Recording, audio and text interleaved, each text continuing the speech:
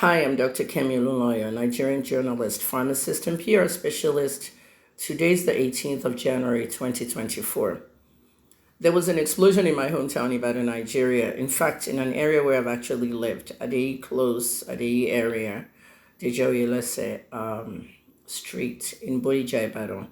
I grew up in Adeyi Close in 1969. I remember like 69, 70, right around the war. My mom took all of us to our grandmother and we stayed with her for like a month. So I know that area very well, the history of that area. The area is cursed to start with. I've always thought that way because of the stream in the back. An alligator once crawled out of that stream all the way to the road. It must be in the night. And then it was staring at everybody going in and out of that Domino Pizza.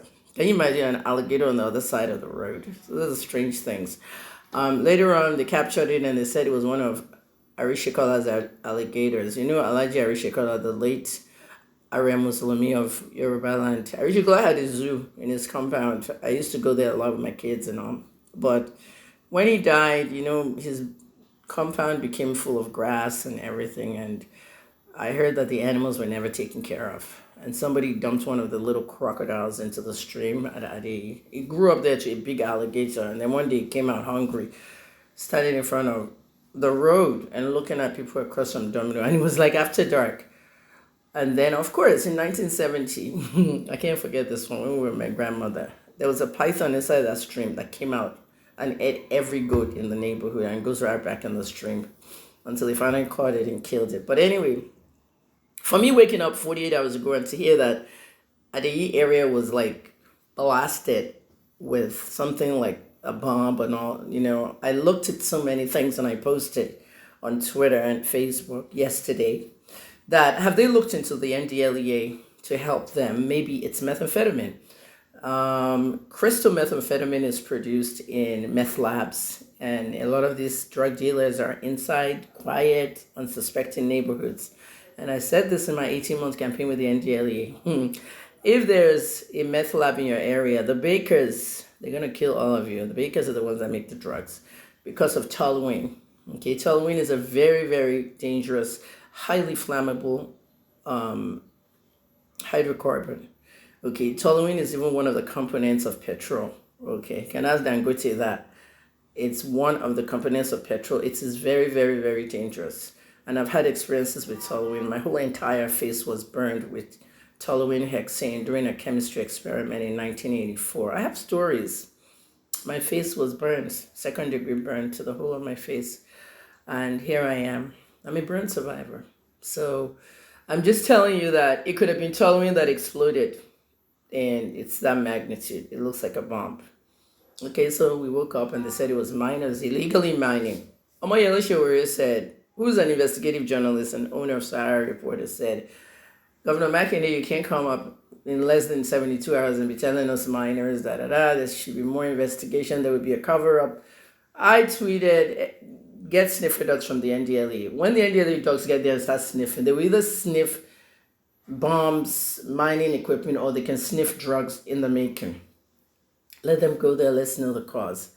All right, so they said the ground zero was actually at Dejo Ilese. I mean, Professor Ilese was our neighbor in University of Ibadan, and they were family friends as well. And I'm telling you, if Professor Ilese is an angel now, even that blast, he heard it up there. All the other angels like, Professor Ilese, bank, a street named after you just blew up. Ground zero. Did you see the crater? So I just said to myself, like, there could be some things we're playing around with spiritually. You know, for me, I'm a spiritual person. I'm not religious. When a snake starts coming out of a stream, I mean, go and look at the stream in Adi. It's still there. Small stream, not even deep. A python in the 70s. And of course, when Arishikola's little crocodile was dumped there, it became a huge giant alligator and everything in there, I'm sure. But I'm saying that when I saw the crater, I said maybe a meteor, you know, meteorites, you know what those are? We have to now start geography again. Nigeria, start teaching history and geography. In geography, there's something called a meteorite. This stuff, like when it shoots, you know the stars when they shoot, It's coming from up and it just crashes into earth. And it crashed in that spot right there. I looked at the crater and I said, this might be a meteorite that just blasted there.